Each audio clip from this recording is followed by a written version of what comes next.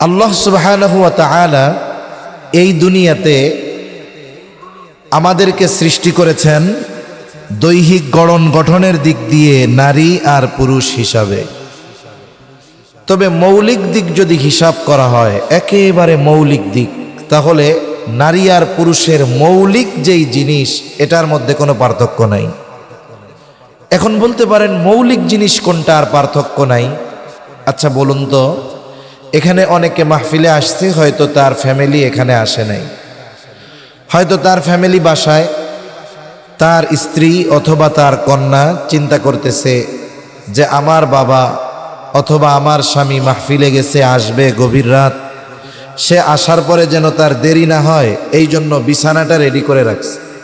শুধু বিছানা রেডি রাখছে তা না, বিছানার উপরে বিদেশ থেকে পাঠানো খুব দামি মোলায়েম কম্বলটাও দিয়ে রাখছে, যেন বিছানাটা ঠান্ডা না থাকে। আপনার টাকার ঘর, আপনার টাকার খাট, বিছানা, বালিশ, কম্বল সব আপনার। আল্লাহ না করুক ওই ব্যক্তি যদি এখানে ইন্তেকাল করে, তার রূহটা যদি দেহের থেকে আলাদা হয়ে যায়, তার দেহ ঠিক আছে, হাত আছে, পা আছে, সব আছে, বলুন তো এই লোকটার রূহ যদি তার দেহ থেকে বের হয়ে যায়, তার জন্য প্রস্তুত করা বিছানায় তাকে কি আর শুইতে দিবে? জোরে বলেন, দিবে? দিবে না। বরং মসজিদ থেকে খাটটা এনে লাশটাকে বাহিরে একটা চাদর দিয়ে ঢেকে রাখবে। সবাই বলবে কান্নাকাটি বহুত করতে পারবা, আগামীকাল বহুত ঝামেলা হবে, একটু ঘুমায় নাও।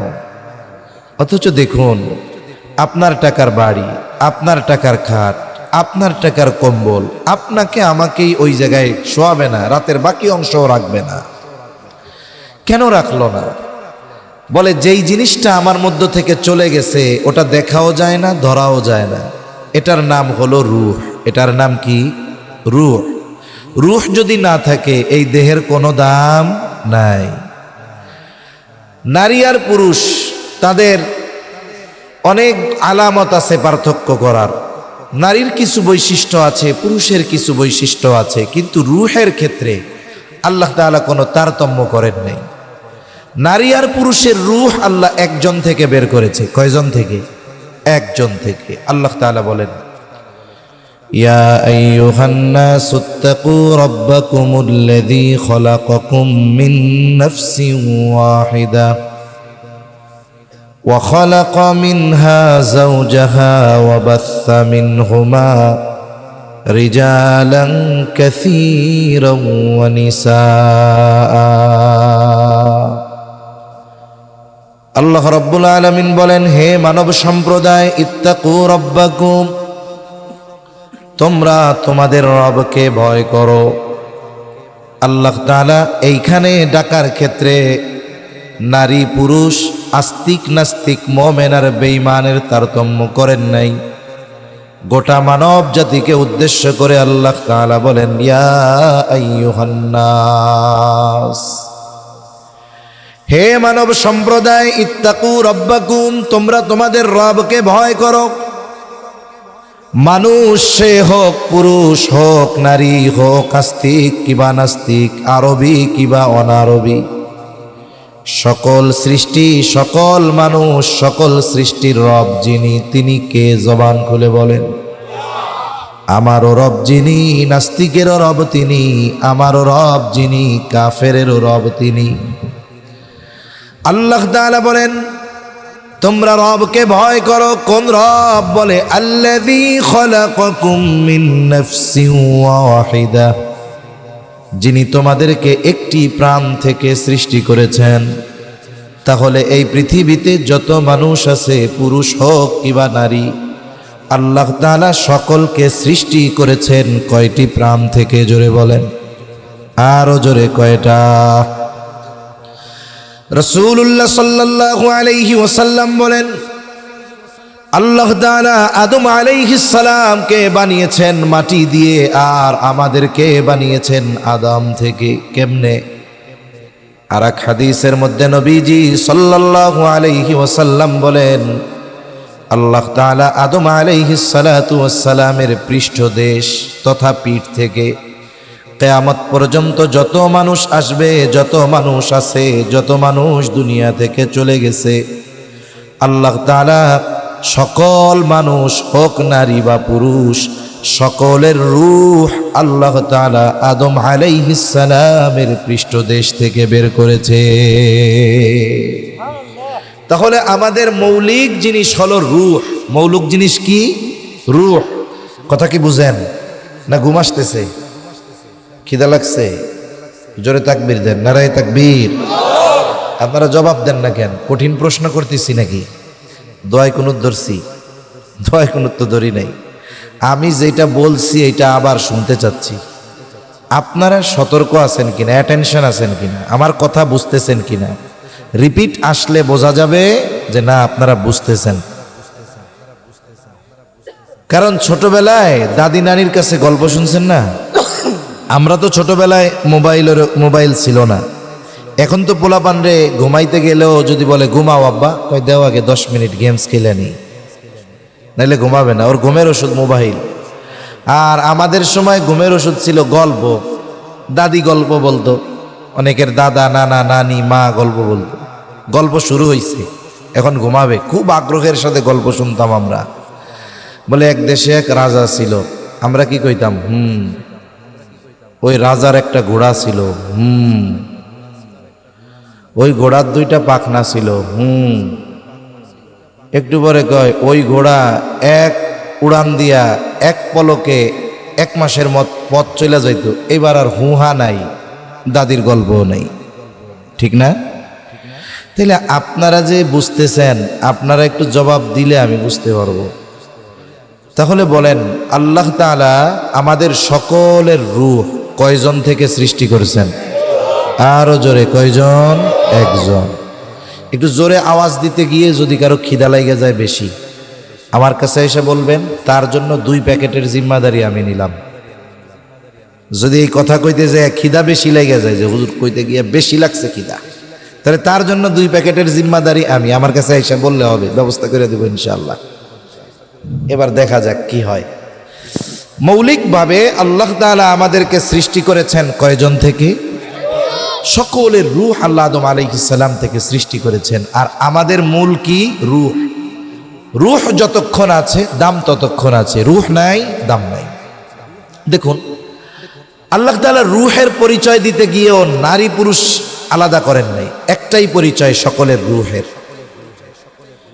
রাসূলুল্লাহ সাল্লাল্লাহু আলাইহি ওয়াসাল্লাম যখন মক্কাবাসীর মাঝে তার নবুয়তির কথা বললেন, বনু ইসমাইল নবী আসে নাই, একবারে শেষ নবী।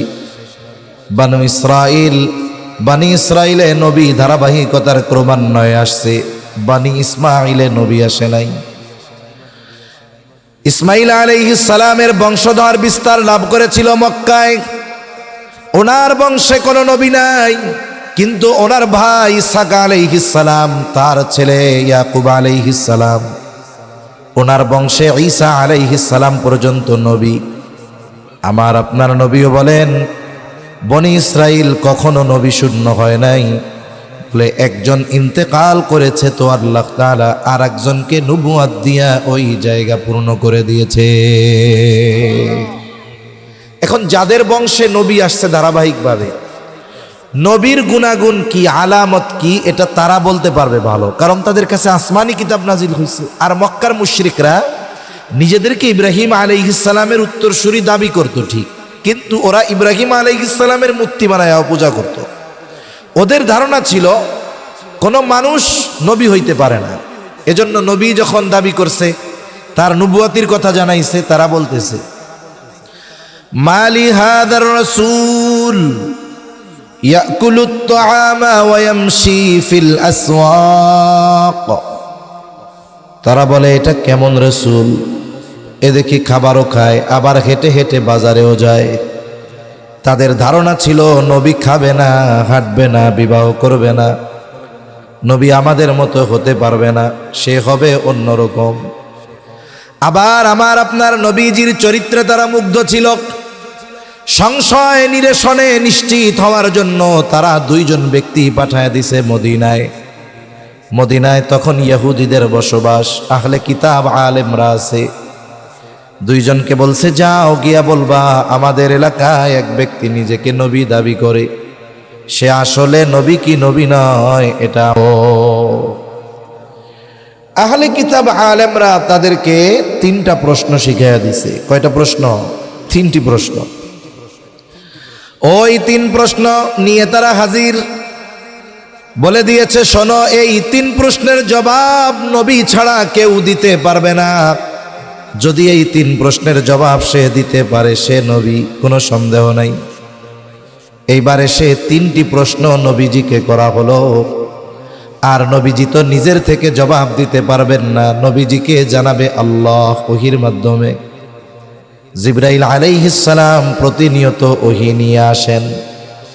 এই বিষয়টাকে সামনে রেখে নবীজি বললেন, ঠিক আছে, আগামীকাল তোমাদের 3 প্রশ্নের জবাব দিয়ে দেওয়া হবে। নবীজি এই কথা বলার ক্ষেত্রে ইনশাআল্লাহ বলেন নাই। এটা না বলার কারণে তার যে ভুল হয়েছে এমনটা নয়, বরং গোটা উম্মতের শিক্ষার জন্য আল্লাহ তাআলা এই সিস্টেমটা করেছে। ওহী আসা বন্ধ হয়ে গেল, পরের দিন ওহী আসে না। ওহী না আসলে তো নবীজিও জবাব দিতে পারবে না। নবীজি যখন জবাব দিতে পারে না, কাফেররা আনন্দ শুরু করে দিয়েছে, আসলে মুহাম্মদ নবী নয়, নবী যদি হতো তাহলে আমাদের প্রশ্নের জবাব দিতে পারতো। এভাবে মুফাসসিরিনে কেরাম বলেন প্রায় 15 দিন পার হয়ে গেছে, ওহী আসে না। এই সময়টাতে কাফেররা কত আনন্দ করেছে আর নবী কত চিন্তিত। 15 দিন পর ওহী নাজিল হলো। প্রথমে গোটা উম্মতের জন্য শিক্ষণীয় একটি বিষয় আল্লাহ তাআলা নাজিল করলেন। আল্লাহ তাআলা বলেন, ওয়ালা তাকুলান্না লিশাইইন ইন্নী ফাইলুন যালিকা গাদা ইল্লা আইয়াশা আল্লাহ। আল্লাহ তাআলা বলেন, ওয়ালা তাকুলান্না লিশাইইন ইন্নী ফাইলুন যালিকা গাদা। কোন বিষয়ের ব্যাপারে আপনি এমন বলবেন না যে এটা আমি আগামীকাল করব, বরং কি বলবেন, ইল্লা আইয়াশা আল্লাহ, যে ইনশাআল্লাহ এটা আমি আগামীকাল করব। তাহলে ভবিষ্যতের কোনো কাজ করার জন্য ইনশাআল্লাহ বলতে হবে, এ শিক্ষা দিয়েছেন কে? জোরে বলেন, কে? আল্লাহ। আবার দেখুন, অনেকে এই ইনশাআল্লাহকে নার বদলে ব্যবহার করে। নার বদলে বুঝেন নাই? আপনি একজনকে বলছেন যে ভাই, পরিচিত মানুষ, খুব ভালো সম্পর্ক আপনার সাথে, যে কোনো একটা বিষয়ের ব্যাপারে তারে বলছেন, ভাই গো আমাকে এই কাজটা আপনি করে দিয়েন। এখন ওই ব্যক্তি চিন্তা করতেছে এই কাজটা আমি যদি করি তাহলে ভালো হবে না, আবার যে অনুরোধ করেছে তারে যদি না বলি তার মন খারাপ হবে। এখন কয় না, তো আর বলা যাবে না, কয় ইনশাআল্লাহ। নার বদলে ইনশাআল্লাহ বলা যাবে? ইনশাআল্লাহ বলা যাবে না। অনেকে এই নার বদলে ইনশাআল্লাহ বলে। শব্দ ব্যবহারের কারণে শব্দের ওজন নষ্ট হয়ে যায়। তাহলে একটা শিক্ষা আমরা পাইলাম, ভবিষ্যতে কিছু করার ক্ষেত্রে আমরা কি বলবো? ইনশাআল্লাহ। যেটা ভবিষ্যতের সাথে সম্পৃক্ত বলবো ইনশাআল্লাহ, যাবো, খাবো, করব। এগুলো মুসলমানদের পরিভাষা। আল্লাহ তাআলা এই সাথে সাথে 3 প্রশ্নের জবাবও পাঠিয়ে দিলেন। এই সাথে সাথে আল্লাহ তাআলা 3 প্রশ্নের জবাবও জানায়া দিয়েছেন। 3টি প্রশ্নের মধ্যে একটি প্রশ্ন, ওয়ায়াসআলুনাকা আনির রূহ। আল্লাহ তাআলা বলেন, তারা আপনার কাছে জানতে চায়, তারা আপনাকে জিজ্ঞাসা করে রূহ কি জিনিস।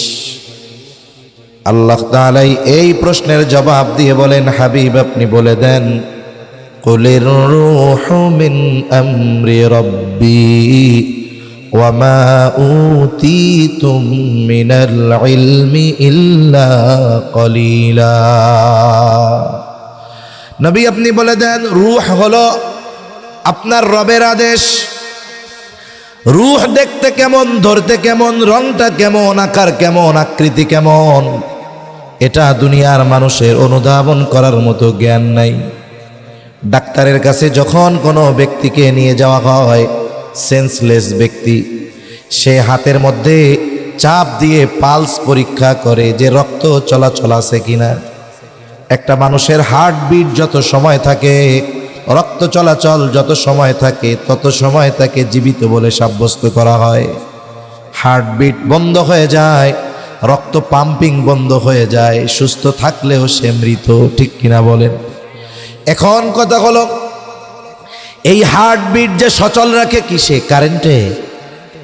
কারেন্ট, সোলার, জেনারেটর, কে? আল্লাহর আদেশ। কার আদেশ? আমার আপনার হার্ট ততক্ষণ পর্যন্ত পাম্পিং করতে থাকবে যতক্ষণ আদেশ আছে কার? আল্লাহ। এটাই মূল। এটা নাই, দেহের কোনো দাম নাই। এজন্য রূহ কেমন, দেখতে কেমন, ধরতে কেমন, এটা অনুধাবন করার জ্ঞান আমাদের নাই। এজন্যই আল্লাহ তাআলা রূহের পরিচয় দেওয়ার পর বলেন, ওয়ামা উতিতুম মিনাল ইলমি ইল্লা কলিলা। আল্লাহ তাআলা বলেন, তোমাদেরকে অতি সামান্য জ্ঞান দেওয়া হয়েছে। মানুষের জ্ঞান শুধু সামান্য না অতি সামান্য? আবার কথা বন্ধ হয়ে গেছে। শুধু সামান্য না অতি সামান্য? অতি সামান্য জ্ঞান আল্লাহ তাআলা মানুষকে দিয়েছেন। অতি সামান্য জ্ঞান। এই অতি সামান্যটা কতটুক বলবো আমি? শুনেন, কোরআনের কথা কি জানেন? এটা মহাসমুদ্রের চাইতেও গভীর বেশি।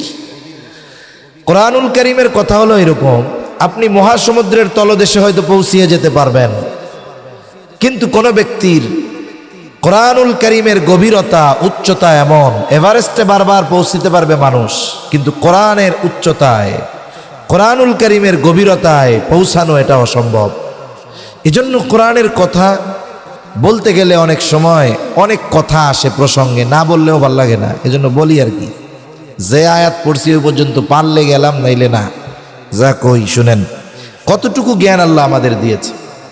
অনেক মানুষ নিজের জ্ঞানের কথা মনে করে আমার চেয়ে বড় কে আছে, আমি এত বুঝি, বিজ্ঞানী আমি।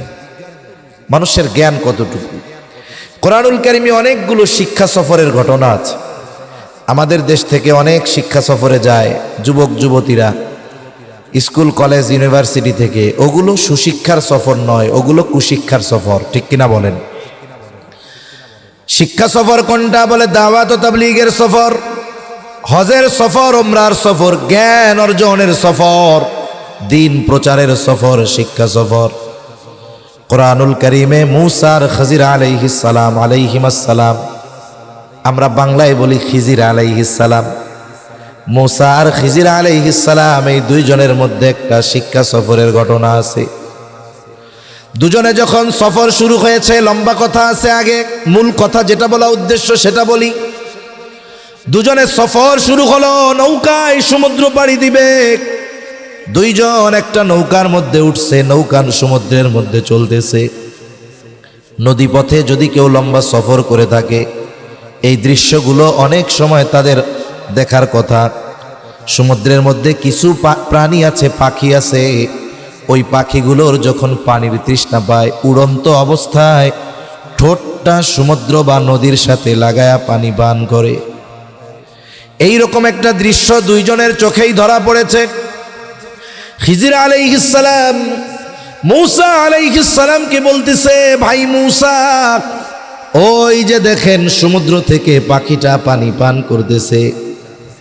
বলতেছে, ভাই মূসা, আল্লাহ তাআলার জ্ঞান, আল্লাহ তাআলার ইলম যদি হয় এই সমুদ্রের পানি পরিমাণ, তাহলে আল্লাহ তাআলার জ্ঞানের তুলনায় গোটা সৃষ্টি জগতের জ্ঞান ওই পাখির ঠোঁটে লেগে থাকা পানির চাইতেও কম।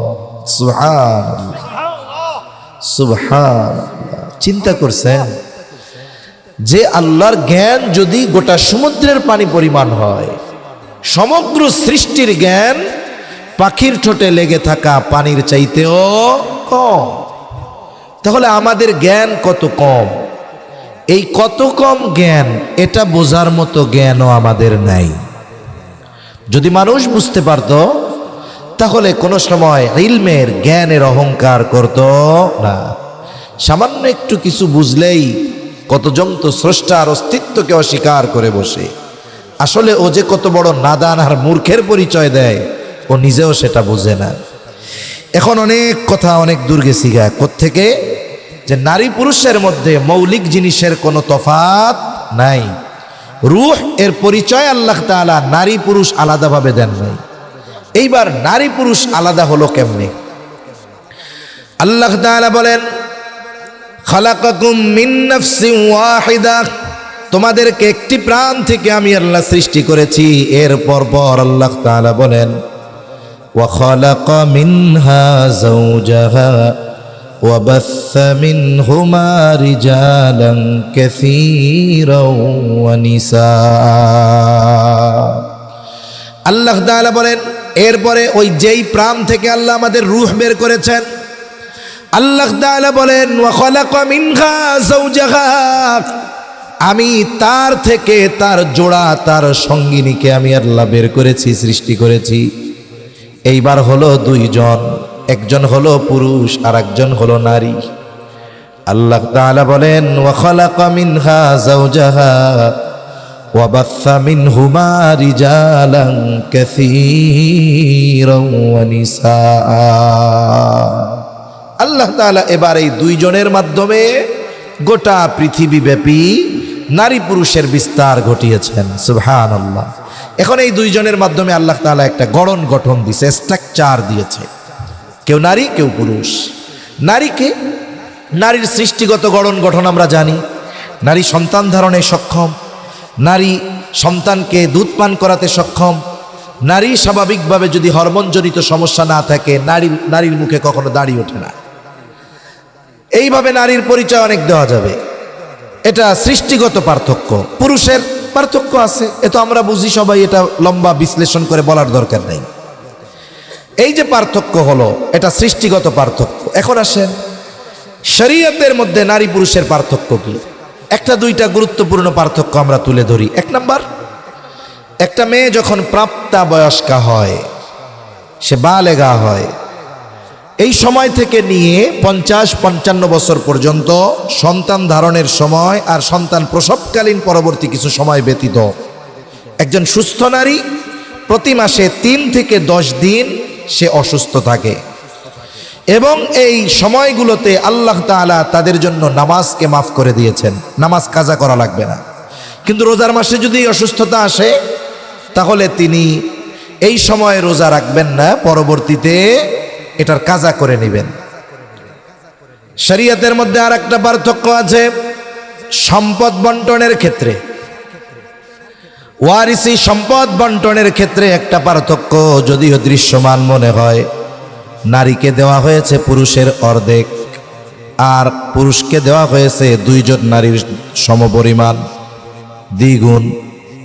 যদিও এটা বাস্তবে দেখা যায় কম বেশি, কিন্তু আপনি যদি শরীয়তের পরিপূর্ণ হুকুম আহকামের দিকে নজর দেন, আপনি দেখবেন আল্লাহ তাআলা নারীকে ঠকায় নাই, বরং নারীকে আল্লাহ জিতিয়ে দিয়েছে। অনেক কারণ বলা যাবে, কয়েকটা কারণ বলি। আমার মা বোনরাও তো আছে অনেক, আমার মনে হয় পুরুষের চাইতে নারীরা বেশি। তাহলে দেখুন, একটু খেয়াল করুন ইসলাম নারীদের কি দিয়েছে। মা বোনরাও একটু খেয়াল দিয়ে শুনেন। আমি মা বোনদের জন্য একটা হাদিস পাঠ করছি। ইসলাম নারীকে কি দিয়েছে, এই কথাটা যারা তোলে, ইসলাম বিদ্বেষীরা বলে ইসলাম নারীকে ঠকিয়েছে। জোরে বলেন নাউজুবিল্লাহ, জোরে বলেন নাউজুবিল্লাহ। ইসলাম নারীকে ঠকাইছে? ঠকায় নাই। অনেক কারণ দেখানো যাবে ইসলাম নারীকে জিতাইছে। 1 নাম্বার, আপনাকে যদি এই বিষয়টা সঠিকভাবে বুঝতে হয়, তাহলে প্রথমে জানতে হবে ইসলাম আসার আগে নারীদের সামাজিক অবস্থা কেমন ছিল। ইসলাম এই দুনিয়ায় আসার আগে নারীদের সামাজিক কোনো অধিকার ছিল না। আরে অধিকার তো বহুদূর, বলে বেঁচে থাকাটাই তাদের জন্য অসম্ভব ছিল। ইসলাম আসার আগে যদি কোনো ব্যক্তির কন্যা সন্তান হতো, আল্লাহ তাআলা ওই অবস্থার কথা কোরআনুল কারীমের মধ্যে বলেন। আল্লাহ তাআলা বলেন ওয়া ইযা বুশিরা আহাদুহুম বিল উনসা যাল্লা ওয়াজহুহু মুসওয়াদ্দান ওয়া হুয়া কাযীম। আল্লাহ রাব্বুল আলামিন বলেন, এখানে এই পয়েন্টটা মনে রাখবেন। আল্লাহ তাআলা কি বলতেছেন? ওয়া ইযা বুশিরা আহাদুহুম বিল উনসা, যখন তাদেরকে কন্যা সংবাদের সুসংবাদ দেওয়া হতো। কি সংবাদ বলেন? সুসংবাদ। আল্লাহ তাআলা শুধু সংবাদ বলেন নাই, সুসংবাদ বলছে। এখানে একটা জিনিস মনে রাখবেন, তাহলে ইসলাম কন্যা সন্তান জন্ম হওয়াকে সুসংবাদ বলে অভিহিত করেছে, সৌভাগ্যের প্রতীক বলে অভিহিত করেছে। অথচ জাহেলিয়াতের সময় যখন কন্যা সন্তান হইতো, প্রথমে এই খবর যখন তাদের দেওয়া হতো, যাল্লা ওয়াজহুহু মুসওয়াদ্দান ওয়া হুয়া কাযীব, তাদের চেহারাটা কালো হয়ে যাইত, তাদের অন্তর সংকীর্ণ হয়ে যাইত। এমন হতো যার কন্যা সন্তান হতো, মানুষের সামনে সে চেহারা দেখাইতো না। মানুষেরাও বলতো, দেখ ওই যে মেয়ের বাবা যায়। হায় হায়, ওই ব্যক্তি যতক্ষণ তার কন্যাকে জিন্দা দাফন না করত, ততক্ষণ পর্যন্ত তার মনে শান্তি আসতো না। যারা বাইতুল্লাহ শরীফ জিয়ারতের নসিব হয়েছে, ওনারা যখন গেছেন, যে মুআল্লিমের সাথে গেছে, দেখাইছে যে বাইতুল্লাহর পশ্চিম পাশের দিকে ওইখানে একটা ঘেরা জায়গা আছে, ওইখানে জাহেলিয়াতের সময় কন্যা সন্তান হলে জীবন্ত পুঁতে ফেলা হতো। তাহলে ইসলাম পূর্বকালীন সময় মেয়েদের বেঁচে থাকার অধিকার ছিল না, সম্পত্ত আকাশ কুসুম কল্পনার মতো। ইসলাম কন্যা সন্তান হওয়াটাকে সুসংবাদ বলে অভিহিত করল।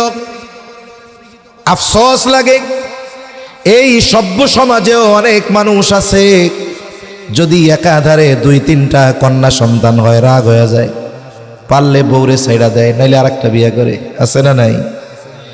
আসলে চিকিৎসা বিজ্ঞান তো এই কথা বলে, কন্যা সন্তান যার বারবার হয়, এটা দেয় কে? 1 নাম্বার আল্লাহ তাআলা বলেন, ইয়াহাবু লিমান ইয়াশাউ ইনাসাও ওয়া ইয়াহাবু লিমান ইয়াশাউ যুকুর আও ইউযাওয়িজুহুম যুকরানাও ওয়া ইনাসা ওয়া ইয়াজআলু মান ইয়াশাউ আকিমা।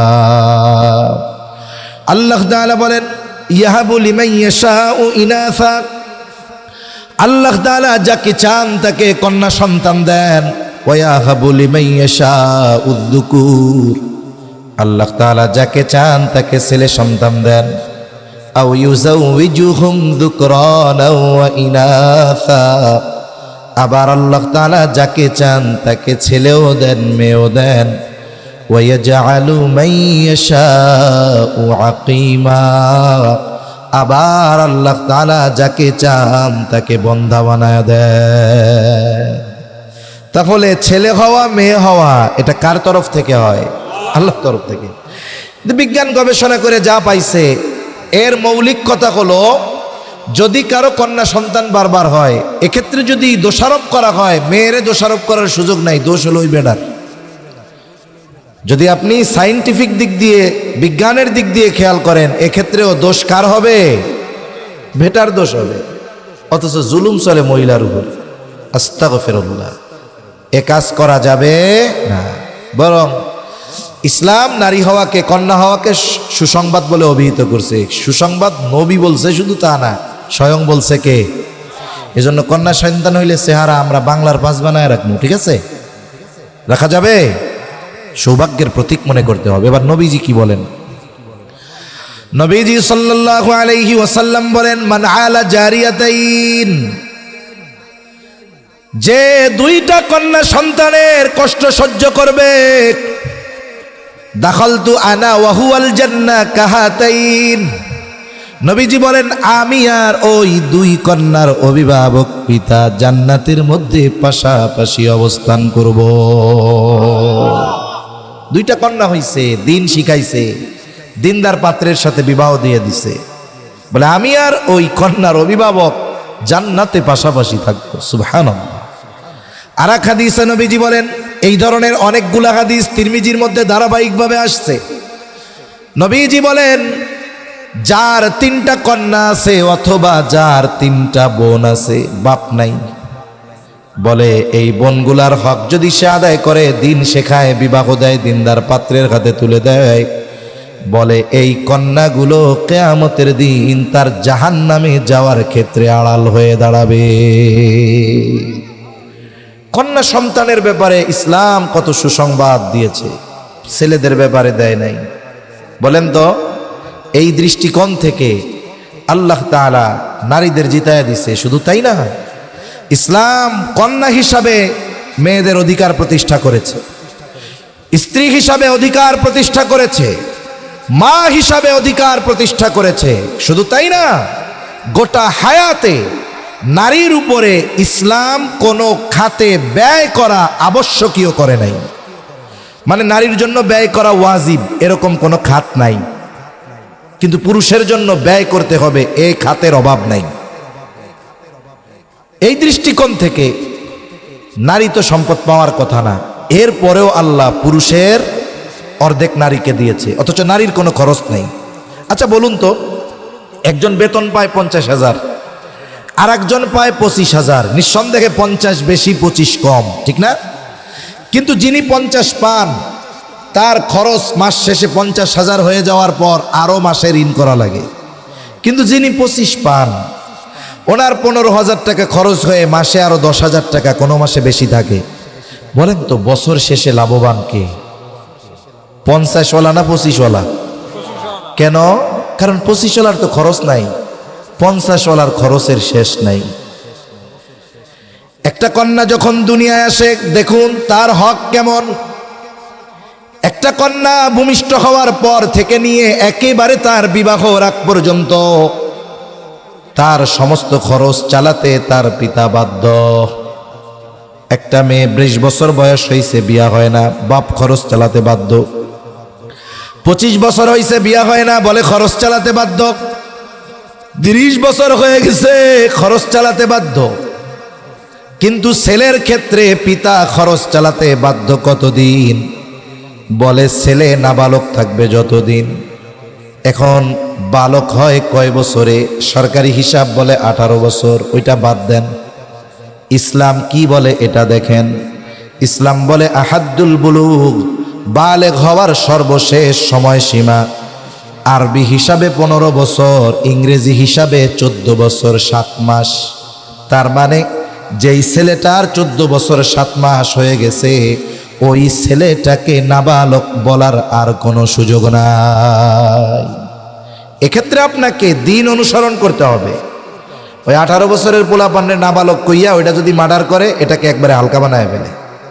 চুরি করছে, ব্যাংক ডাকাতি করছে, এ কিশোর, 18 বছর হয় নাই, শাস্তি শেষ।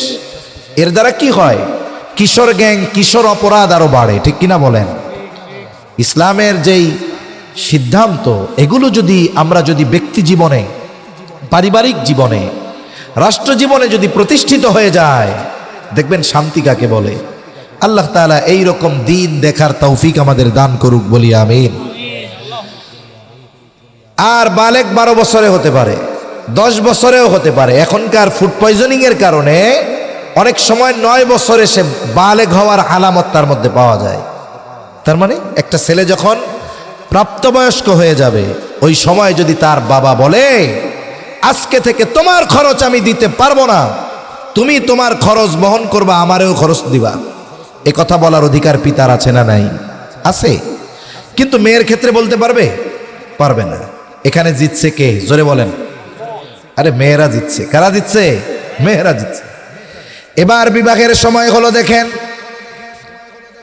অভিভাবকের প্রতি আল্লাহ তাআলার নির্দেশ, ওয়া আনকিহুল আয়ামা মিনকুম ওয়াস-সালিহিনা মিন ইবাদিকুম ওয়া ইমাইকুম ইয়াকুনু ফুকারা ইউগনিহিমুল্লাহ। আল্লাহ তাআলা অভিভাবকদের প্রতি নির্দেশ দিচ্ছেন, আনকিহু, তোমরা বিবাহ দিয়ে দাও। তোমাদের অধীনস্থ যারা বিবাহ উপযুক্ত আছে তাদেরকে তোমরা বিবাহ দিয়ে দাও, হোক সে দাস দাসী, তারেও তোমরা বিয়ে দিয়ে দাও। তার মানে ছেলে অথবা মেয়ে যদি বিবাহ উপযুক্ত হয়, ওই বিবাহ উপযুক্ত ছেলে অথবা মেয়েকে বিবাহ দেওয়ার দায়িত্ব হলো তার পিতার। ঠিক কিনা? ঠিক। কিন্তু বাপ মেয়েরে বিয়া দেয় নিজের খরচে, কিন্তু ছেলেরে কয় নিজের পায়ে খাড়াইয়া এরপরে বিয়া কর। আমি কি ভুল বললাম? একটা মেয়ে যখন জন্ম নেয়, অনেক সচেতন বাবা আছে, ফাঁকা জায়গায় 20টা মেহগুনি গাছ লাগাবে, জানে যদি বাতাস আর রোদ ভালো মতো পায় আর যদি সোজা উঠতে পারে কাম সারা, একটাই 2 লাখ। এইবার মেয়ের জন্ম নিছে, সুন্দর মতো 10-20টা গাছ লাগাইছে, আবার মাসে মাসে 500 টাকা করে জমাইছে। এখন ওই মেয়ের বিবাহের সময় বলতেছে, মামনি তুমি চিন্তা করো না, তুমি যেই দিন দুনিয়ায় আসছিলা এর পরই চিন্তা করছি আমার মেয়ে হইছে কলিজার টুকরা মাইয়া, আমি তারে বিবাহ দিব খুব ধুমধাম করে। তোমার বাপ টাকা পয়সা নগদ নাই তাতে কি, ওই সময় 10 টাকা কইরা মেহগুনি গাছ লাগাইছিলাম, এখন 20টার দাম 20 লাখ টাকা, চিন্তা করো না। আবার কিছু টাকাও জমাইছিলাম, চিন্তা করো না, তোমারে তো 10 ভরি স্বর্ণ টন্ন দিয়া টিয়া সুন্দর মতো বিবাহের ব্যবস্থা করে ফেলছে। কেন? পোলাটা যে বিয়ার উপযুক্ত হয়েছে এটা চোখে পড়ে না? আপনি যে ছেলেকে বিবাহ দিচ্ছেন না, ও যখন বয়স হয়ে গেছে 20 বছর 22 বছর, বিবাহ উপযুক্ত হয়েছে আরো 10 বছর আগে, এখন ও যদি বিবাহ শাদী করতে চায় কামাই করে খাওয়াবা কি বিয়া কইরা? এখন ছেলে চিন্তা করে কামাই না করলে তো আর বিয়া শাদী দিবে না, কোনো মতে চাকরি বাকরি ধরছে, ব্যবসা বাণিজ্য ধরছে, শুরু করছে। এখন মারে কয় এখন বিয়েটা দিতে কও, 25 বছর পার হয়ে গেল। এবার অনেকের বাপ, সবাই না তো, মাত্র কামাই শুরু, 25 বছর খাওয়াইছি, আগে 5 বছর আমাকে খাওয়াও, এরপরে বউরে খাওয়াইও। 30 বছর হইতে হইতে ছেলের বয়স পার হয়ে গেছে, বিয়া করবে কি, এখন মাথা ক্রিকেটের স্টেডিয়াম হয়ে গেছে চুল উঠা। এজন্য মনে রাখতে হবে, বিবাহ উপযুক্ত হলে বিবাহ দেওয়ার দায়িত্ব অভিভাবকের, না হলে ক্ষতি কি? নবীজি বলেছেন আপনার সন্তান বিবাহ উপযুক্ত, আপনি বিবাহ দেন নাই, এই কারণে সে যদি কোনো অন্যায়ের সাথে জড়িত হয়, আপনি তাহাজ্জুদে সেজদা দিবেন আল্লাহর কুদরতি কদমে, আর আপনার ছেলে অন্যায় করতেছে বিবাহ না দেওয়ার কারণে, ওই সেজদারত অবস্থায় আপনার আমলনামায় ওই ছেলের পাপের গোনাও যোগ হয়ে যাবে। ও যে কাজ করছে পাপ কাজ, এই কারণে আল্লাহ তাআলা তাকে যে পাপ দিয়েছে বলে ওইটা আপনি তাহাজ্জুদরত অবস্থায় আমলনামায় অ্যাকাউন্টে অটোমেটিক যোগ হয়ে যাবে। এজন্য মনে রাখতে হবে, ছেলে হলেও ওই রকম 10টা গাছ লাগাবেন যে ছেলেরও তো বিয়ে দেওয়া আমার দায়িত্ব। এরপরে বিবাহ উপযুক্ত হলে আপনি স্ট্রেট ফরওয়ার্ড বলবেন, এই যে 10 গাছ 20 গাছ বেচা 20 লাখ ধরো, চাকরি বাকরি করো অথবা ব্যবসা বাণিজ্য করো। চাকরির দরকার কি? চাকরি যে কেন মানুষ করতে চায়, গিয়াসবার মতো হইতে হবে উদ্যোক্তা, ঠিক না? এইভাবে কাজ করতে হবে। তুমি বিজনেস করো, ব্যবসা করো, ইনভেস্ট করো এটাকে দিয়ে, সাথে সাথে আর কিছু দিয়ে তুমি বিয়ে করে নাও। আমরা সমাজের মানুষ বিবাহকে কঠিন বানিয়ে ফেলেছি। বিবাহের ক্ষেত্রে আমাদের কম্পিটিশন শুরু হয়ে গেছে। অনেক মুরব্বী আছে, জিজ্ঞাসা করবেন, মোহরানা ছিল হয়তো কয়েক টাকা, নগদ দিয়ে দিছে, 60 বছর পার হয়ে গেছে, বুড়া হয় যত, দাঁত যত পড়ে, মোহাব্বত তত বাড়ে, ঠিক কিনা বলেন? চামড়া যত ঘোচায়, ভালোবাসা তত তাদের মধ্যে বাড়ে। আর 20 লাখ 30 লাখ 50 লাখ 1 কোটি টাকা কাবিনে বিয়া হয়, ও মা 1 মাসও টিকে না। এজন্য অনেক অভিভাবক মনে করে যে আমার বিয়ের সময় এরকম কাবিন নামা ধরতে হবে, নাহলে তো বিবাহ টিকবে না। শুনুন, বেশি খরচ করে বিবাহ শাদী করার মধ্যে বরকত নাই। বিবাহ সহজ, 2 রাকাত নামাজ পড়তে যে সময় লাগে তার চাইতে বিবাহ আরো কম সময় লাগে। এজন্য আমরা যদি বিবাহের মধ্যে বরকত চাই তাহলে আমাদেরকে খরচ কমাইতে হবে। নবীজি বলেন, ইন্না আ'যামান নিকাহি বারাকাহ আইসারুহা বাউনা, যেই বিবাহে যত খরচ কম ওই বিবাহের মধ্যে বরকত তত বেশি। আবার আল্লাহ তাআলা কি বলেন একটু খেয়াল দিয়ে শুনেন, যেই আয়াতে অভিভাবকদেরকে বিবাহ দিয়ে দেওয়ার নির্দেশ দেওয়া হয়েছে, আল্লাহ তাআলা বলেন, ইয়াকুনু ফুকারা ইউগনিহিমুল্লাহ, তোমরা তাদের বিবাহ দিয়ে দাও, তারা যদি দরিদ্র হয় তাদের ধনী বানায় দিবে কে? এখানে একটা শর্ত আছে। শর্ত হলো আপনার এই পুরা বিবাহ অনুষ্ঠানটা গুনাহমুক্ত হতে হবে। গুনাহমুক্ত হতে হলে তো ছেলে বিয়ে করার আগে 6 দুলাভাই 6 বার আগে দেখে আসে। এবার ওরে যদি কয় তুই যা, কয় 7 বার এক মাইয়া দেখতে যাওয়া যায়, আপনাকে পছন্দ হইলে আমারও হইছে। আরে খাটাস, বিবাহ করবি তুই, তোর দুলাভাইয়ের পছন্দ কেন? এই তো শুরু হয়েছে গোনা দিয়া। ওই বিবাহের মধ্যে বরকত চাও, রহমত চাও, তাই না? কাজ হবে না। এজন্য বিবাহ গুনাহমুক্ত যদি হয়, যদি ছেলে দরিদ্র হয়, এই গুনাহমুক্ত বিবাহ হওয়ার কারণে বরকত দিয়ে দিবেন কে? আল্লাহ। এক কথা থেকে আর এক দিক জায়গা খালি আমি, তাই না? এবার আসেন, মেয়ের বিবাহ হবে, এখানেও বাবার ঘরে মেয়ে জিতে যায়, আমাদের যুবক ভাইরা ঠইকা যায়, এটাই বাস্তব। এরপরে বিবাহ দেওয়া হবে, পৃথিবীর শ্রেষ্ঠ সুন্দর ছেলেও যদি আইসা কয় বাপরে যে আপনার মেয়ের বিয়ে করতে রাজি আছি, কিন্তু সব খরচ আপনারা দিবেন, আমি খাওয়াইতে মুমিন। ইমানদার নারী অথবা পুরুষ যখন আমলে সালেহ করে, তার ইমানটা যখন শিরিক মুক্ত হয় আর আমলটা যখন পরিশুদ্ধ আমল হয়, মনে রাখতে হবে ইমান হতে হবে শিরিক মুক্ত ইমান। আমার আপনার ইমান যদি শিরিক মিশ্রিত হয়, ওই ইমান আমাকে আপনাকে জাহান্নাম থেকে বাঁচাতে পারবে না। তাহলে শিরিক মুক্ত ইমান, সাথে সাথে আমলে সালেহ। বলে আমলে সালেহ কোনটা? বলে যেই আমল আল্লাহ তাআলার কাছে কবুল হওয়ার যোগ্যতা রাখে। একই কাতারে শত মানুষ নামাজ পড়বে, কিন্তু সবার নামাজ আল্লাহর কাছে কবুল হবে না। যারটা কবুল হবে ওইটাই আমলে সালেহ, আর যারটা কবুল হবে না তার ওই আমল পরকালে তার জন্য কাজে আসবে না। এখন যদি আমরা আমলকে আল্লাহর কাছে কবুল করাতে চাই, পরিশুদ্ধ করাতে চাই, কয়েকটি শর্ত ঠিক রেখে আমল করলে, ওই আমল যদি অল্প হয় আল্লাহ তাআলার কাছে ওই আমল গ্রহণযোগ্য হয়ে যায়। ওই আমল দ্বারা দুনিয়া আখিরাতের কল্যাণ লাভ করা যায়। এখন আসেন, এক নাম্বার, আমল যদি আল্লাহর কাছে কবুল করাতে চাই, এক নাম্বার যেই জিনিসটা দরকার সেটা হলো আল্লাহ তাআলার সন্তুষ্টি। তার মানে আমি আপনি যেই আমলগুলো করব শুধুমাত্র একমাত্র কার সন্তুষ্টির জন্য করব? জবান খুলে গ, সব আমল আল্লাহর জন্য করব। কারণ আমার জীবন, আমার মরণ এগুলাও তো আল্লাহর জন্য। আল্লাহ তাআলা বলেন, নবী আপনি বলেন, কুল ইন্না সলাতি ওয়া নুসুকি ওয়া মাহইয়ায়া ওয়া মামাতি লিল্লাহি রাব্বিল আলামিন। আপনি বলেন আমার নামাজ, আমার কুরবান, আমার জীবন, আমার মরণ সব রব্বুল আলামিনের জন্য। দুই নাম্বার, যে কোনো ইবাদত নবীর তরিকায় করতে হবে। এই পৃথিবীতে কোনো ইবাদত নাই যেটা সুন্নাত তরিকায় করা যায় না। সব ইবাদতের সুন্নাত তরিকা আছে। আরে দুনিয়ার কাজগুলোও সুন্নাত তরিকায় আছে। এই যে লাইট নিভাই, নবী বলেছে রাতে বাতি বন্ধ করে ঘুমাবা। ওই সময় তেলের বাতি ছিল, এখন তো নাই, এখন তো লাইট। এজন্য কেউ যদি বাতি নিভানোর সময় নিয়ত করে যে এটা নিভাইয়া ঘুমাইতে বলছে নবীজি সাল্লাল্লাহু আলাইহি ওয়াসাল্লাম, বিসমিল্লাহ বলে বাতি নিভাইয়া দিল, বলে সুইচ বন্ধ করছে, এটাও তার আমলনামায় ইবাদত বলে যোগ হবে। সুবহানাল্লাহ। রাতে বিছানা ঝাড়ু দিয়ে আমরা ঘুমাই, স্বাভাবিক তাই না? নবীজি বিছানা ঝাড়ু দিয়ে ঘুমাইতে বলছে। ইসলাম, আমরা জানি না ইসলাম কত সুন্দর। এটা আমাদের অজ্ঞতা, আমাদের ব্যর্থতা।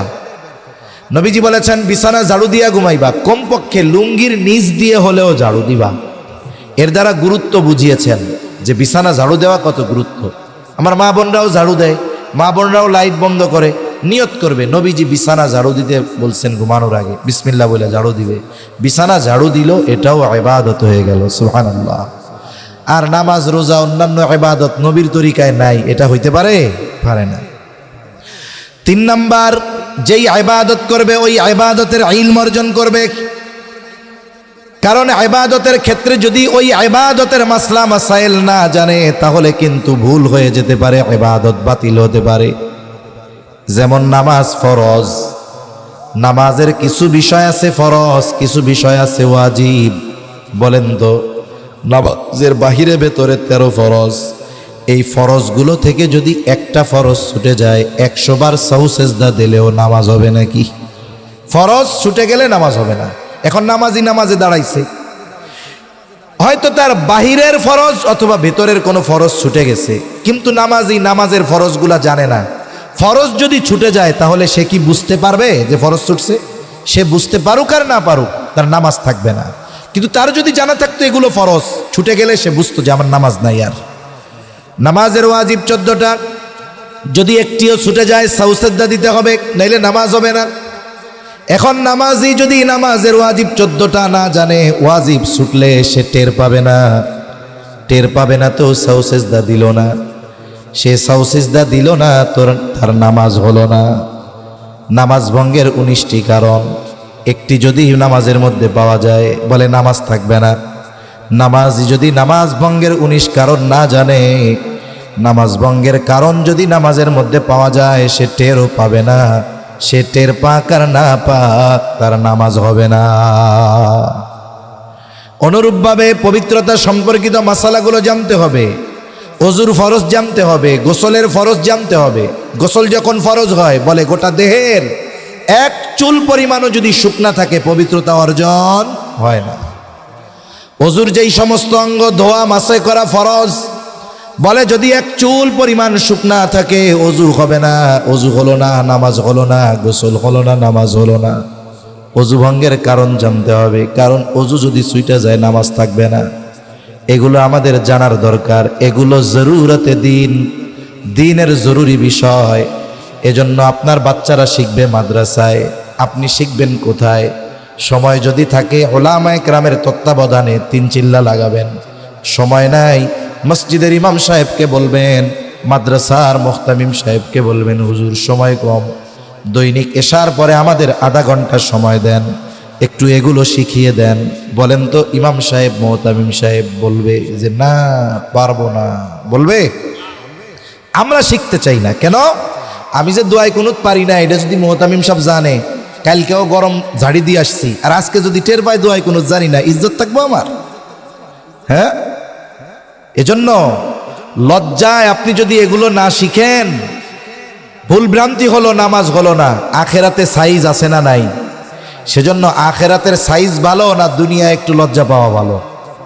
তাহলে দুনিয়ার লজ্জাটা ত্যাগ করে একটু শিখেন, তাহলে আখেরাতের শাস্তি থেকে বাঁচা যাবে। 4 নম্বর শর্ত, শেষ শর্ত, উপার্জন খাবার হালাল হতে হবে। উপার্জনও হালাল হতে হবে, খাবারও হালাল হতে হবে। কাসবে হালাল, হালাল উপার্জন, এটা ইবাদত। নবীজি বলেন কাসবুল হালালি ফরিদাতুম বাদাল ফরিদা।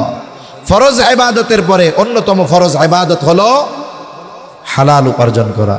কেউ যদি 5 ওয়াক্ত নামাজ ঠিক মতো পড়ে, হালাল উপার্জনের নিয়তে হালাল কাজ করে, সেটা যে কাজ হোক, কাজটা যদি হালাল হয়, যে কাজটা হালাল হয়, কাজটা যদি হালাল হয়, তাহলে এই কাজটাও তার আমল নামায় ইবাদত বলে যোগ হবে। কেন? কারণ সে হালাল খাবারের নিয়তে হালাল কাজ করতেছে, ঠিক কিনা বলেন? যারা হারাম খায় তাদের ইবাদত কবুল হয় না, দোয়া কবুল হয় না। হারাম বক্ষণকারীর শরীর জান্নাতে প্রবেশ করবে না। নবীজি বলেন লা ইয়াদখুলুল জান্নাতা জাসাদুন গুদিয়া বিল হারাম। এজন্য একটা বিষয়, আমার মা বোনেরা আছে, অনেক সময় অনেক স্বামীর উপার্জন কম, পাশের বাড়ির যেই পুরুষ তার উপার্জন বেশি, সে সোফা সেট বানাইছে, আলমারি কিনছে, ওয়ারড্রপ কিনছে। এই পাশের মহিলা ওই পাশে যখন যায়, ওই পাশের মহিলারে দেখে, দেখেন ভাবি আমার স্বামী এটা এটা করছে, এই যে শয়তানে পায়ে বসে, তোর স্বামী তোদের কিছুই দিল না, এবার স্বামীকে খুঁচায়। অনেক সময় অনেক পুরুষ হারাম উপার্জনে বাধ্য হয় নারীদের কারণে। এজন্য আমার মা বোনেরা যদি একটু স্ট্রং থাকে যে আমি নুন ভাত খাবো, পান্তা ভাত খাবো, তবু হারাম উপার্জন করা যাবে না, দেখবেন তাহলে এই পুরুষ হারামের দিকে ধাবিত হবে না, হালাল উপার্জন করবে কষ্ট হলেও, ঠিক কিনা বলেন? এজন্য পুরুষকে হালাল উপার্জনের পথে রাখার ব্যাপারে নারীদের বড় ভূমিকা আছে, মনে রাখবেন। বলে না, এই পৃথিবীতে একটা কবিতা আছে না, এই পৃথিবীতে যা সৃষ্টি করেছে কি জানি, অর্ধেক তার পুরুষ অর্ধেক তার নারী, তাই না? কি একটা প্রবাদ আছে না এরকম, অর্ধেক পুরুষ অর্ধেক নারী। আরে না, পুরাটাই নারী। কেন? বলে অর্ধেক তো নারী, বলে বাকি অর্ধেক পুরুষ জন্ম দিয়েছে, সেও নারী। এজন্য একটা ব্যক্তি গঠনে, রাষ্ট্র গঠনে নারীর অবদান অপরিসীম। মা বোনরা যদি ভালো হয়ে যায়, পুরুষদেরকে যদি বলে আমরা হারামের সাথে নাই, তাহলে দেখবেন তারা হালাল উপার্জন করবে। এখন যদি এইভাবে কেউ আমল করে, এই শর্তগুলো ঠিক রেখে, তার 2 ধরনের পুরস্কার। প্রথম পুরস্কার আল্লাহ দিবেন দুনিয়ায়। মনে রাখবেন, নেক আমল করলে শুধু আখেরাতে পুরস্কার তা নয়, দুনিয়ায়ও আছে না নাই? আল্লাহ দুনিয়ায় কি দিবে? ফালানুহিয়ান্নাহু হায়াতান তাইয়্যিবা। আল্লাহ তাআলা তাকে দুনিয়ায় হায়াতে তাইয়্যিবা দান করবে। হায়াতে তাইয়্যিবা কি? বলে আল্লাহ তাআলা শান্তিময় পবিত্র জীবন দিবে, অমুখাপেক্ষী জীবন দিবে, স্বল্পে তুষ্টতা দান করবে, ইবাদতে মজা দিবে। আর আখেরাতে কি দিবে? বলে দুনিয়ায় আমরা যেই আমল করি এর দ্বারা জান্নাত পাওয়া অসম্ভব, কিন্তু আল্লাহ তাআলা জানায়া দেন ওয়ালা নাজজিয়ান্নাহুম আজরাহুম বিআহসানি মা কানু ইয়ামালুন। আল্লাহ তাআলা বলেন ওই ইমানদার নারী পুরুষ শর্ত ঠিক রেখে নেক আমল যদি করে, সে দুনিয়ায় যে আমল করেছে আমি ওই আমলের তুলনায় বহু গুণ উত্তম প্রতিদান তাদেরকে দান করব, তার মানে আল্লাহ তাআলা আখিরাতে জান্নাত দান করবে।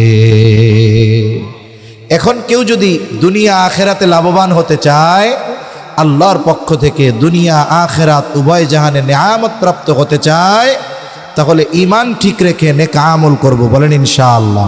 মানুষ বোকা, মানুষ রিজিক উপার্জনের জন্য আল্লাহর নাফরমানি করে, এর চেয়ে বড় বোকা আর কেউ নাই। অথচ মানুষ আল্লাহর সন্তুষ্টির মাধ্যমে বরকতময় রিজিক পেতে পারে।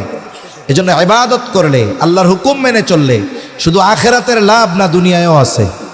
জোরে বলেন, দুনিয়ায় আছে না নাই? আছে। আমরা সেজন্য ঈমান ঠিক রেখে শর্তগুলোর আলোকে আমল করব তো ইনশাআল্লাহ। এই যে রমজান মাস আসতেছে, এখন থেকেই আমরা প্রস্তুতি নিব, এখন থেকেই আমরা ইবাদতের প্রস্তুতি নিব। এই ফিকির রাখবো যে ইনশাআল্লাহ এবারের রমজান হবে আমার জীবন পরিবর্তনের রমজান, এবারের রমজান হবে আমার জীবনের শ্রেষ্ঠ রমজান ইনশাআল্লাহ। বলেন নার বদলে কইছেন না অরিজিনালটা কইছেন? ইনশাআল্লাহ, আল্লাহ কবুল করুক। কথা শেষ। নারীদের ব্যাপারে একটা হাদিস পড়ছি, এটা বলে আমি শেষ করে দিব। দোয়ার আগে ওগুলো দিয়ে দিব, নিয়ে আসতে বলেন, তাইলে কথা শেষ। এবার মা বোনদের জন্য একটা স্পেশাল হাদিস। মা বোনদের জন্য জান্নাতে যাওয়া সহজ। জান্নাতে যাওয়া কি সহজ? নবীজি বলেন, ইযা সাল্লাতিল মারআতু খামসাহা ওয়া সামাত শাহরাহা, নারী যখন 5 ওয়াক্ত নামাজ ঠিকঠাক মতো পড়বে, যথাসময়ে পড়বে, রমজান মাসে রোজা রাখবে, রোজা রেখে জবানের গোনা, চোখের গোনা, হাতের গোনা, সব গোনা থেকে বাঁচতে হবে। রান্না বান্না নাই। আমার 3 খালা মা বোন এক জায়গায় বৈশা যদি দুনিয়ার বেডিগো আলোচনা করে, গীবত করে, তাহলে রোজার দ্বারা যত ফজিলতের কথা আল্লাহ ঘোষণা করেছে সব বাদ হয়ে যাবে। মনে রাখবেন, রোজা রেখে যদি কেউ গোনা করে, তাহলে শুধু তার আল্লাহর হুকুম ফরজটা পালন হয়, কিন্তু রোজার যত প্রতিদান আছে সবগুলা থেকে সে বঞ্চিত হয়ে যায়, মাহরুম হয়ে যায়। এজন্য রমজান মাসে যথাযথভাবে রোজা রাখবে, সতীত্বের হেফাজত করবে, ওয়া তাআত বালাহা, স্বামীর আনুগত্য করবে। দিনের ব্যাপারে স্বামী যদি কোনো কিছু বলে, পর্দা করতে বললে করবে, পরপুরুষের সামনে যাইতে মানা করলে যাবে না, ডুংডাং করে বাজারে যাবে না। দিনী বিষয়ে যদি স্বামীর আনুগত্য করে, আল্লাহর নবী বলেন, দাখালাত মিন আইয়ি আবওয়াবিল জান্নাতি শাআত, ওই নারী জান্নাতের যেই দরজা দিয়ে খুশি সেই দরজা দিয়ে জান্নাতে প্রবেশ করবে। সুবহানাল্লাহ বলেন। আল্লাহ তাআলা এই কথাগুলোর উপরে আমাদের আমল করবার তৌফিক দান করুন, সকলে বলি আমিন। ওয়া আখিরু দাওয়ানা আনিল হামদুলিল্লাহি রাব্বিল আলামিন। আরেকটা বিষয়, এই যে মাদ্রাসা, আপনার সন্তান আপনি স্কুলে দেন, অসুবিধা নাই তো, কিন্তু আগে মাদ্রাসায় পড়ান, দিন শেখাতে হবে। নইলে ওই যে বুড়া হয়ে যাবে, মাগার দোয়ায় কুনুত পারবে না, আত্তাহিয়াতু পারবে না, সূরা কেরাত শুদ্ধ হবে না। এজন্য সন্তানকে দিয়ে খালি দুনিয়া উপার্জন করবেন নাকি, আখেরাতে বাঁচতে হবে না? এজন্য সন্তানকে দিন শেখানো অভিভাবকের জন্য ওয়াজিব, শেখাতে হবে। যদি না শেখান, ওই সন্তান যদি আখেরাতে এই কারণে জাহান্নামী হয়, আগে বাপরে ধাক্কা দিয়া জাহান্নামে দিবে, এরপরে বলবে এরপরে আমি যাবো। এজন্য আগে সন্তানদের প্রাইমারি শিক্ষা, দিনই শিক্ষা দেওয়া হবেন। 3-4 পর্যন্ত পড়ালে একটা মানুষের জরুরতে দিন যতটুকু জানা দরকার, এতটুকু নুরানি মাদ্রাসায় 3-4 পর্যন্ত পড়লে শিখে যায়। এজন্য আমাদের সন্তানদের আমরা মাদ্রাসায় দিব। সাথে সাথে মাদ্রাসাগুলা থেকেই এখন প্রাইমারির সাথে সংযোগ করে এখন সুন্দর মতো ওই যে বৃত্তি পরীক্ষা দেয়, সব দেয়, কোনো অসুবিধা নেই। আল্লাহ বুঝবার তৌফিক দান করেন। আগে দিয়ে দিবেন? হ্যাঁ, মোনাজাতের পরে দিবেন? আচ্ছা ঠিক আছে, আলহামদুলিল্লাহ। তাহলে আপনারা দাঁড়ায় যারা আছেন একটু বসে যান, দোয়ায় শামিল হন, তাহলে সুন্দর হবে। নাকি আগে দিয়ে দিবেন? হালকা হবে। আচ্ছা, আপনারা যেটা ভালো মনে করেন। দুরূদ শরীফ পাঠ করি আমরা।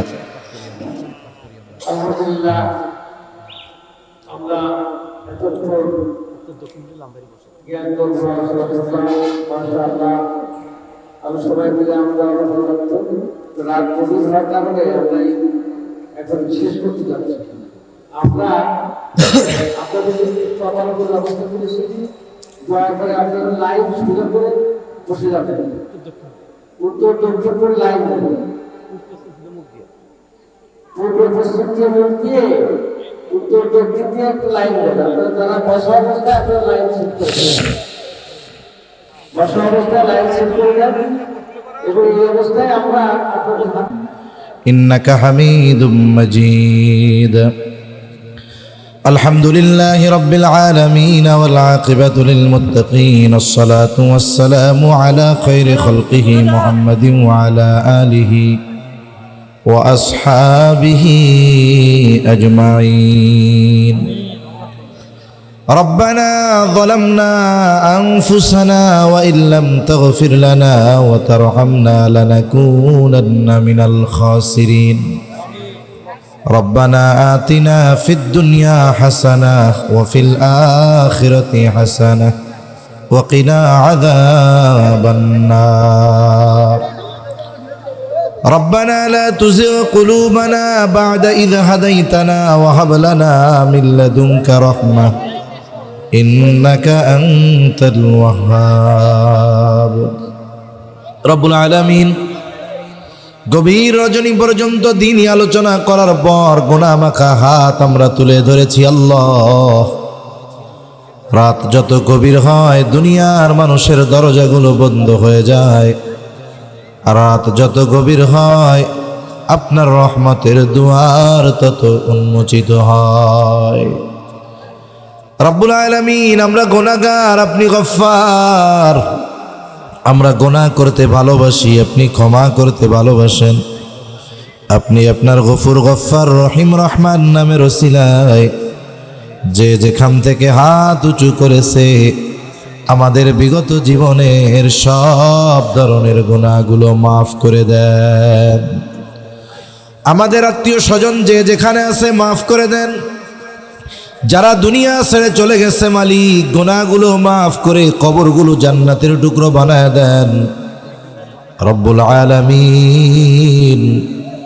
আশেপাশে যত কবরস্থান আছে, যত মুমিন মুমিনাত শায়িত আছে, আয় আল্লাহ সকলের গুনাহগুলো মাফ করে কবরগুলো জান্নাতের টুকরো বানায় দেন রব্বুল আলামিন। খাস করে যারা অসুস্থ আছে সুস্থতা দান করেন আল্লাহ। আমাদের আত্মীয় স্বজন যে যেখানে অসুস্থ আছে সুস্থতা দান করেন আয় আল্লাহ। খাস করে আজকের এই মাহফিল আপনি কবুল আর মঞ্জুর করে নেন। যে মাদ্রাসার উদ্যোগে মাহফিল, মালিক মাদ্রাসা খানা কবুল আর মঞ্জুর করে নেন আয় আল্লাহ। মাদ্রাসার মোহাব্বতে যারা অর্থ দিয়ে, শ্রম দিয়ে, পরামর্শ দিয়ে যে যেভাবে সহযোগিতা করে আল্লাহ, সকলের সকল প্রকার সাহায্য সহযোগিতা আপনি কবুল আর মঞ্জুর করে নেন রব্বুল আলামিন। মাদ্রাসার যত প্রয়োজনীয়তা আছে গায়বী খাজানা থেকে ব্যবস্থা করে দেন আয় আল্লাহ। উস্তাদ, ছাত্র সকলকে কবুল করেন। পরিচালনা পর্ষদে যারা আছে কবুল আর মঞ্জুর করেন আল্লাহ। খাস করে মালিক এই মাদ্রাসা সহ তামাম দুনিয়ার সকল মাদ্রাসাগুলো সকল ষড়যন্ত্র চক্রান্ত থেকে আপনি হেফাজত করেন রব্বুল আলামিন। তামাম দুনিয়ার মুসলমানদের জান মাল আপনি হেফাজত করেন আয় আল্লাহ। খাস করে ফিলিস্তিনের গাজার মুসলমানদের হেফাজত করেন আল্লাহ আয় আল্লাহ। জালেমরা গাজাকে পৃথিবী থেকে নিশ্চিহ্ন করে দিতে চায় আয় আল্লাহ। আমরা তো দুর্বল, কিন্তু আপনি আমাদের মালিক, আপনি তো দুর্বল নয় আয় আল্লাহ। আপনি আমাদের জন্য সাহায্যকারী হয়ে যান আয় আল্লাহ। জালেমদেরকে হেদায়েত দিয়ে দেন। হেদায়েত যদি না থাকে তাদের ব্যাপারে আপনি চূড়ান্ত ফয়সালা নেন রব্বুল আলামিন। তামাম দুনিয়ার মুসলমানদের এক হওয়ার তৌফিক আপনি দান করেন আয় আল্লাহ। অভাবীর অভাব দূর করে দেন, ঋণগ্রস্তের ঋণ পরিশোধের তৌফিক দান করেন আয় আল্লাহ। সকলকে বরকতময় প্রশস্ত রিজিক দান করেন। রিজকের সংকীর্ণতা দিয়ে পরীক্ষা নিয়েন না আল্লাহ। যারা বেকার আছে হালাল কর্মসংস্থানের ব্যবস্থা আপনি করে দেন রব্বুল আলামিন। আমাদের দেশের উপরে খাস রহমত নাজিল করেন। আসমানি জমিনি সকল বালা মুসিবত থেকে হেফাজত করেন আল্লাহ আয় আল্লাহ। খাস করে মাওলা এলাকাবাসীকে কবুল আর মঞ্জুর করে নেন রব্বুল আলামিন আয় আল্লাহ। আমাদের আত্মীয় স্বজন দেশে প্রবাসে দূরে কাছে যারা আছে সকলের উপরে খাস রহমত নাজিল করেন রব্বুল আলামিন দেশের উপরে খাস রহমত নাজিল করেন। যারা ইসলাম নিয়ে মুসলমানদের নিয়ে ষড়যন্ত্রে লিপ্ত, আল্লাহ সকল প্রকার ষড়যন্ত্র চক্রান্ত আপনি ধ্বংস করে দেন। আয় আল্লাহ, আমরা যারা হাত উঁচু করেছি, আমাদের মধ্যে হয়তো অনেকের মা নাই, অনেকের বাবা নাই, অনেকে হয়তো নিজের হাতে মোহাব্বতের মা বাবাকে কবরে শোয়া রাখছে। আল্লাহ, দুনিয়ার অপর প্রান্তে আমেরিকার খবর মুহূর্তের ভিতরে পাওয়া যায়, দেখা যায়। 3 হাত মাটির নিচে মোহাব্বতের মা বাবার কবরের খবর জানা যায় না, দেখা যায় না। গুনার কারণে যদি কারো মা বাবার কবরে আযাব হয়, আমাদের মধ্যে যাকে পছন্দ, যারা আমল পছন্দ, তার আমলের উসিলায় ওই মা বাবার কবরের আযাব আল্লাহ আপনি মাফ করে দেন। কবরগুলো জান্নাতের টুকরো বানায় দেন। কিয়ামতের দিন হিসাব সহজ করে জান্নাতের ব্যবস্থা করে দিন। যাদের মা বাবা বেঁচে আছে, সুস্থ দীর্ঘনেক হায়াত আল্লাহ আপনি দান করেন। আয় আল্লাহ, আমাদের স্ত্রী সন্তান আমাদের জন্য চক্ষু শীতলকারী হিসাবে কবুল করে নেন। যাদের সন্তান অবাধ্য আছে, সন্তান বাধ্য করে দেন। যাদের বিবাহযোগ্য কন্যা আছে, উত্তম দিনদার পাত্রের ব্যবস্থা করে দেন। রব্বুল আলামিন মা বোনদের কবুল করে নেন, পর্দানিশীন বানায় দেন। 5 ওয়াক্ত নামাজ যথাযথভাবে আদায় করার তৌফিক দিয়ে দেন। আল্লাহ, বেনামাজিদের নামাজি বানায় দেন। সুন্নাতবিহীন মানুষগুলোকে সুন্নাতওয়ালা বানায় দেন। খাস করে মাওলা যুবক তরুণ যারা আছে, আল্লাহ তাদের আপনি কবুল আর মঞ্জুর করে নেন। দ্বীনের পরিপূর্ণ বুঝ আল্লাহ আপনি আমাদের সকলকে দান করেন। আয় আল্লাহ, আপনার বিধান মেনে চলে এ হায়াত অতিবাহিত করার তৌফিক দিয়ে শিরিক মুক্ত ঈমান দান করেন। আল্লাহ, রিয়া মুক্ত ইবাদতের তৌফিক দিয়া দেন। আল্লাহ, সকল প্রকার পাপাচার, অনাচার, অশ্লীলতা থেকে বেঁচে থাকার তৌফিক ও হিম্মত দান করেন। রব্বুল আলামিন আমাদের সকলকে বারবার মক্কা মদিনা জিয়ারতের তৌফিক আপনি দান করেন। আয় আল্লাহ, রমজান আসতেছে, আমাদেরকে শাবানের বরকত দান করেন, রমজান পর্যন্ত পৌঁছায়া দেন। আয় আল্লাহ, রমজানের হক আদায় করে রমজান মাস অতিবাহিত করার তৌফিক দান করেন। রব্বুল আলামিন কার মনে কি চাওয়া জানি না, সকলের মনের নেক চাওয়া, নেক আশা কবুল করেন। আমাদের নাম আপনার মহব্বতের বান্দাদের তালিকায় অন্তর্ভুক্ত করে নেন। আয় আল্লাহ, এই দুনিয়া ছেড়ে একদিন চলে যেতে হবে।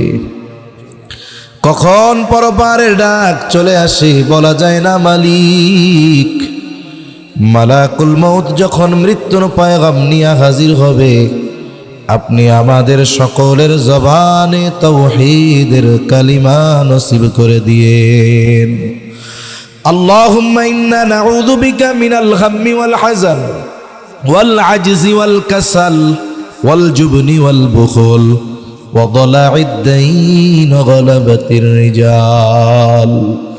رب اجعلني مقيم الصلاة ومن ذريتي ربنا وتقبل دعاء ربنا اغفر لي ولوالدي وللمؤمنين يوم يقوم الحساب ربنا هب لنا من أزواجنا وذرياتنا قرة أعين وجعلنا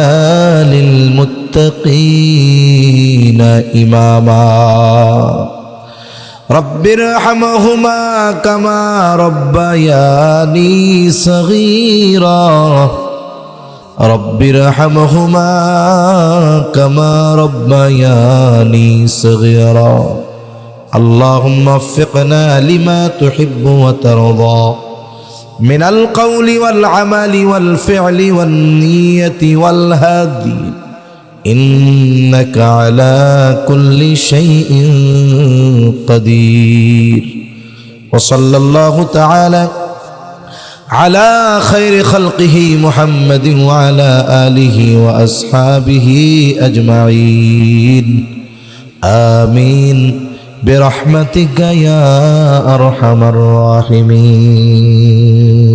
آمين. سبحانك اللهم وبحمدك.